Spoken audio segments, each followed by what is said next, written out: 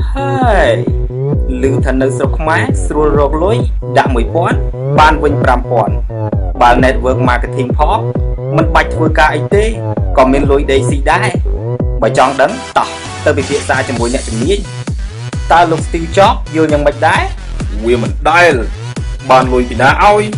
អានេះខ្លាំងជាងធនាគារពិភពលោកទៅទៀតចុះលោក Bill Gates វិញបាទយល់យ៉ាងម៉េចដែរ network marketing របស់យកស្អី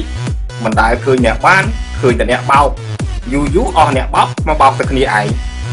មកដល់ហើយអាណោមកណាមកឱកាសខ្លាយទៅជាអ្នកមានជាមួយក្រុមហ៊ុនមានតន់ហោដោយគ្រាន់តែដាក់ប្រាក់$1000និងបានវិញ$5000ដាក់$10000បានវិញ$50000ក្រុមហ៊ុនមានតន់ហោធ្វើឲ្យសុបិនរបស់លោកអ្នកខ្លាយជាការពិតអីដល់ម្លឹងផង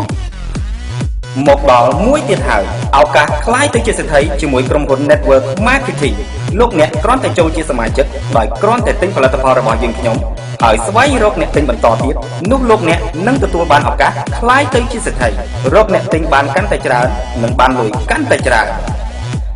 មិនក៏អី1ឆ្នាំក្រោយមកដល់ហើយទៅវិញហើយអញថាបោកមែននៅសុកមិនដែលមានលុយធ្លាក់ពីលើមេឃទេអត់ធ្វើការអត់ money អត់ honey អត់ baby